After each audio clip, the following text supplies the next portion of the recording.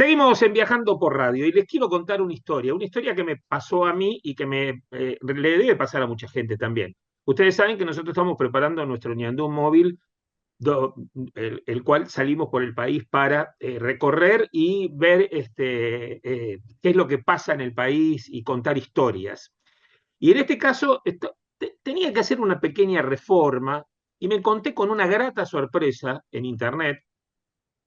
¿Por qué? Porque van apareciendo cosas. Cuando a uno le aparecen cosas en internet, tiene que hacer una reparación de una carpintería dentro del motorhome. Y me encontré con Joel, el carpintero del oeste, que lo tengo del otro lado de la línea de la pantalla para que los que nos ven a través de ecomedios.com y los que nos escuchan a través de AM1220 podamos disfrutar de este momento con él. Joel, ¿cómo va? Alberto te saluda. Alberto, ¿cómo te va? Un gusto. Gracias por la Bien. invitación. Qué grata sorpresa encontrarte en internet y poder ver tus videos y además ver tu trabajo, que tanto bien le hace a los que no saben en realidad o a los que quieren aprender. Así que la primera pregunta que te quiero hacer es, ¿qué es ser un carpintero? Mira, para mí ser carpintero es un estilo de vida, es una pasión, es tener la posibilidad de transformar con mis manos todo aquello que o quiere un cliente o que a mí se me cruza por la cabeza y todo ese proceso de transformación desde la idea hasta el producto final. Todo ese proceso para mí es algo, es increíble, es una pasión. Para mí eso es carpintería, una pasión, un estilo de vida. ¿Y cómo empezaste? ¿Empezaste de chico? ¿Cómo se te ocurrió ser carpintero? ¿Por una cosa de familia? ¿De dónde viene la historia? Exactamente. Bueno, mi abuelo era carpintero, mi tío era carpintero también, y si bien tengo recuerdos de cuando era chico, iba a la casa de mi abuelo porque mi abuelo tenía el taller atrás de la casa, y de estar ahí, sentir ese olorcito a madera y muchas cosas que veía que él hacía, es como que no me había picado el bichito por el oficio. Y cuando yo termino la secundaria, a los 18 años, mi tío, que ya tenía una carpintería en Capital Federal, me dijo, ¿por qué no te venís a trabajar conmigo? ¿Qué sé yo? Digo, bueno, vamos a probar. Y la realidad que desde ese momento, de ese primer contacto, fue como un amor a primera vista y bueno, desde ahí en adelante, ya desde el 2005 hasta el día de hoy, que no paré de hacer carpintería. Joel, y la carpintería tiene ese, como decías vos, ese gusto y olor a madera, ¿no? Eh, ¿Cómo es trabajar con uno que yo que estoy haciendo cosas en madera para tratar imitándote, ¿no? No me salen las cosas tan bien como te salen a vos, pero bueno, a muchos que les gusta hacer cosas con las manos y trabajar. ¿Cómo es eso de trabajar con un material tan noble, tan diferente en distintos, que podríamos hablar ahora de eso, como es la madera, ¿no? Sí, mira, la realidad que es súper versátil, ¿no? Trabajar es súper noble, obviamente, porque tenés una amplia gama de diferentes tipos de madera y materiales, tanto maderas naturales como procesados en carpintería, que trabajar cada madera es diferente a la otra. Entonces, cada trabajo con diferente madera es un desafío nuevo porque no todas las maderas se comportan de la misma manera, no todas tienen las mismas propiedades, no todas se pueden aplicar para lo mismo, es decir, la verdad que es un lindo desafío, por eso también el buscar cuál es el material óptimo para la aplicación que se le va a dar a ese trabajo. Es decir, es un todo la carpintería, por lo menos para mí en mi vida, ¿no? Más allá de lo que te comentaba antes de la transformación, de lo que es el proceso de fabricación y trabajar la madera, también el trabajar cada madera en particular. Si bien por ahí hoy no hay una gama tan amplia de trabajar diferentes tipos de madera por una cuestión de costos y demás, sí hay un lote de 4 o 5 que hoy también están muy de moda. Y la verdad que ese proceso también es muy lindo y es muy liberador, ¿no? Obviamente. Si tenés que elegir entre contrachapado, por ejemplo, o MDF, o otro tipo de madera, ¿cómo se elige la madera para distintos tipos de muebles o distintos tipos de fabricaciones de distintos equipos, ¿no? No solamente muebles, sino se pueden hacer muchas cosas con la madera. Sí, bueno, en realidad esas maderas que vos mencionás son maderas más bien procesadas, ¿no? Son Sí. derivados, pero no son propiamente maderas naturales. Pero la realidad hoy está muy de moda lo que es melamina para hacer mobiliario, ¿no?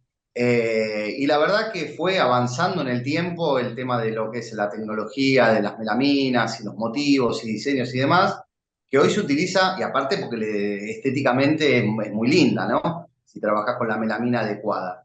Pero digamos, lo que vos decís contrachapado fenólico también, antes era una madera que se usaba mucho en obra, hoy se utiliza mucho para hacer una combinación de muebles industriales. De Claro, pero hecho, además de distintos tipos de pesos, ¿no? Porque el fenólico es una madera muy interesante para trabajar, porque son capas de madera que es liviana y que es resistente con respecto a otro tipo de maderas como el MDF o el aglomerado, que tienen por ahí otras propiedades que son ya vienen con distintos tipos de melaminas, pero que hacen que, bueno, que a veces el mueble, si le toca la humedad o algo por el estilo, se hinche, bueno, pasan un montón de cosas, le pasan un montón de cosas a la madera que va como cambiando el formato, ¿no? Que sería buenísimo, por ejemplo, qué sé yo, tener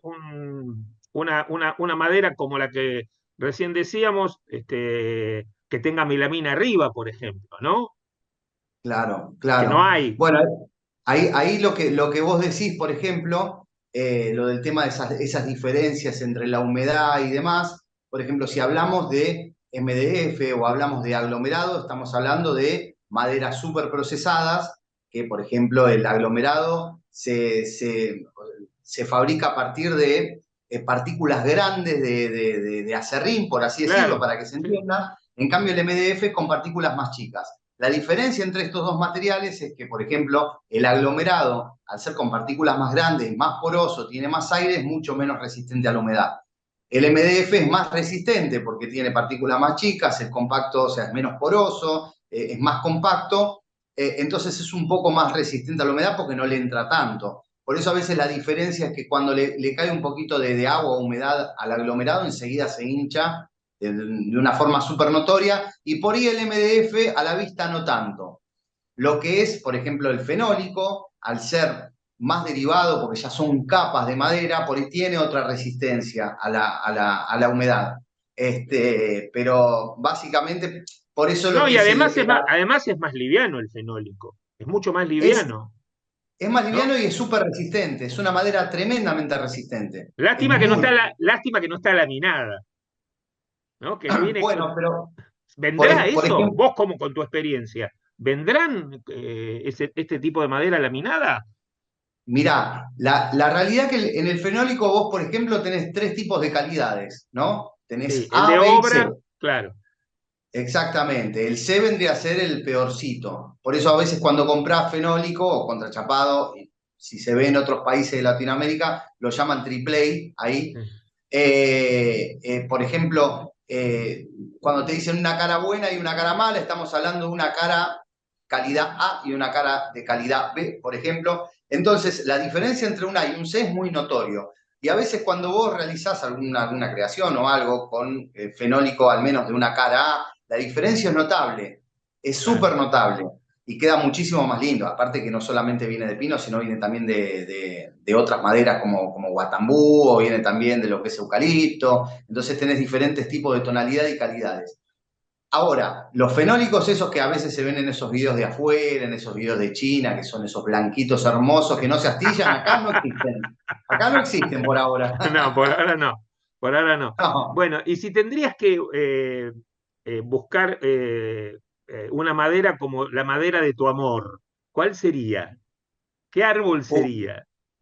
Mirá, hay muchas maderas que son muy lindas. Hay maderas que son lindas y son lindas de trabajar también. Por ejemplo, el incienso es una madera súper hermosa. Es cara, pero es una madera, aparte porque le da un aroma muy, muy particular. Después otra madera que también es muy linda para trabajar y aparte que es linda estéticamente es el paraíso, que hoy está muy de moda. Después, bueno, lo que es guayubira, es una madera un poco más dura, también es súper linda. Eh, también otra madera, si vamos al plano más blando, es lindo el kiri, es una madera súper preciosa, es una madera clara, que de hecho se utiliza mucho, lo utilizan mucho los luthiers, porque es una madera liviana y tiene muchas buenas propiedades naturales que es muy utilizada. Y después, bueno, obviamente también no quiero dejar afuera porque a veces está un poco está El muy pino, menospreciado el el pino, pino. el pino. El pino. El pino también es una linda madera para trabajar. Lo que pasa es que como es una madera económica y a la vista quizás no sea tan agradable, pero es una madera noble y al ser económica, porque es de crecimiento muy rápido, es decir, hay una demanda enorme, no significa que sea mala.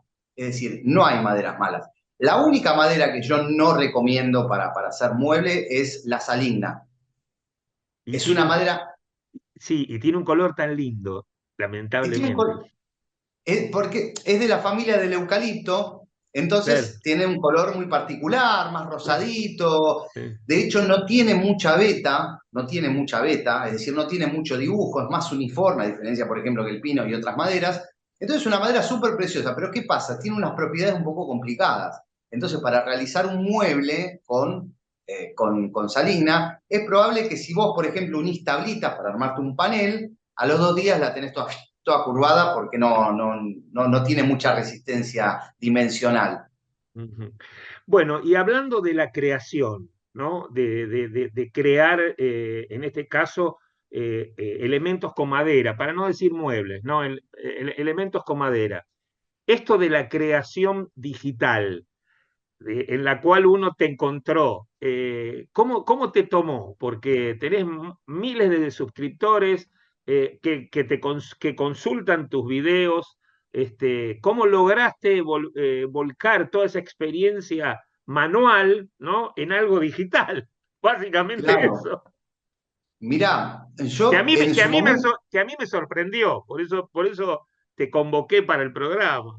claro, mirá, la realidad es que yo empecé un poquito antes de la pandemia sin saber que se venía la pandemia y yo ya tenía en mente, se me había ocurrido la posibilidad de hacer tutoriales o videos diferentes temáticas de carpintería, proyectos o ideas o cosas para ayudar sobre todo a los que recién están empezando. Sí, Ese era el lema, la idea, ¿no? sí, Porque, ¿qué sucede? Cuando yo por ahí era más chico, estas herramientas digitales no existían y por ahí la única forma de aprender era o trabajando en un taller o tener familia de carpinteros.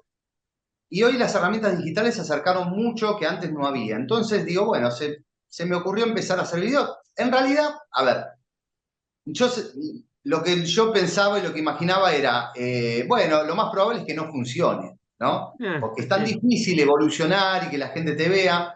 Y bueno, la realidad que empecé de a poquito, hice un video, me veía poca gente, seguía apostando, seguía haciendo, qué sé yo. Y después cuando justo agarró la pandemia, es como que se vino un poco más el auge y la gente al tener Explotó. más tiempo. Mm. Y no sé si explotó, pero empecé a notar un crecimiento. Y ahí dije, bueno, y después al otro año subí 2 o 3 videos que la verdad que no se hicieron virales, pero sí que tuvieron mucha repercusión.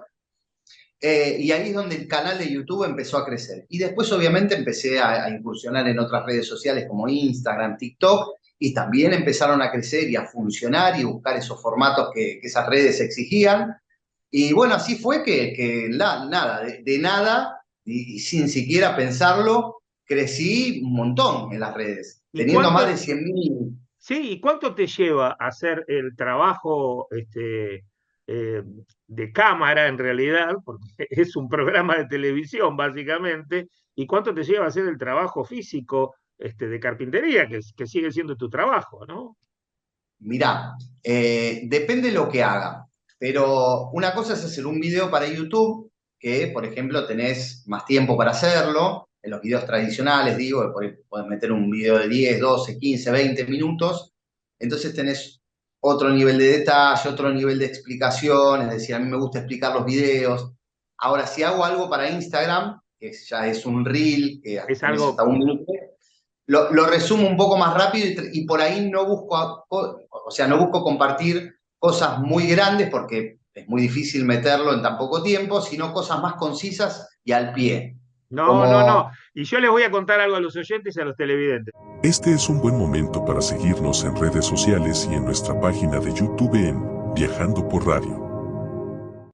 Estaba viendo uno de los videos de Joel, porque bueno, tengo una cajonera con el riel, una cajonera donde van los cubiertos, que la estaba fabricando, y bueno, y no me calza de ninguna manera. Y él explica en uno de los videos cómo poner los cajones de una manera extausiva que va perfecto, entran perfecto. Digo, bueno, qué genialidad eso de poder construir y además poder explicar, porque es lo mismo que un director técnico, puede ser un muy buen jugador, pero después como técnico no es nada, porque no puede explicar, ¿no? Eso está bueno, la verdad, y por eso quería convocarte. Sí, en realidad yo traté de buscar un estilo que más bien es, obviamente también uno va viendo para hacia dónde va la red, ¿no? Si Sí, yo lo estoy haciendo de una forma y no está funcionando, bueno, a ver, buscar qué otro mecanismo para que tenga cierta visibilidad. Pero yo me di cuenta que presentándome en cada video, que haciendo una voz en off o que explicando directamente lo que estoy haciendo, a la gente, por lo menos a mi público, le gustaba. Y eso hacía que llegue más gente y que los videos se vean más y que las plataformas me y recomienden. claro. Y además tenés Y que bueno, competir, y además tenés que competir con otros carpinteros del exterior, especialmente, no sé, como vos dijiste, de China, de los Estados Unidos, que también hacen ese tipo y que tienen una cantidad de herramientas. Como dice, claro. bueno, dice, ¿cómo puede ser que tengan esas herramientas y nosotros estemos todavía trabajando con una en el 1900, ¿viste? Bueno, es que vos, claro, vos ves esos videos de afuera, sobre todo de Europa, China y demás, y como decís vos, tienen herramientas y unos talleres que son un Impresionante. sueño, y acá es muy lejano todo eso. Entonces, también una de las cosas por lo cual oriento yo el canal es eh, mostrarle a la gente que no se necesita grandes cosas para poder conseguir buenos resultados. Entonces, muchas de las cosas que yo hago es, por ejemplo, cómo realizar una prensa con 3 maderitas y no Claro. salir a gastar esas prensas que vos ves en esos lados, que Sí, viste que valen bueno, una fortuna, y con sí. 3 maderitas solventamos. Entonces esa persona no se queda y puede seguir avanzando en su trabajo. Entonces, bueno, es tratar de hacer muchas cosas caseras, que obviamente yo fui aprendiendo de Del mi tío, abuelo, claro, del abuelo. porque antes no había tanta tecnología como ahora. Entonces, bueno, se arreglaban con lo que había y el ingenio también influía mucho. Entonces, bueno, muchas cosas de esas que fui viendo a lo largo de mi infancia las fui replicando ahora de grande también. Esto es para parafrasear, es la argentinidad al palo. Nada más y Claro, nada menos. exacto, exacto.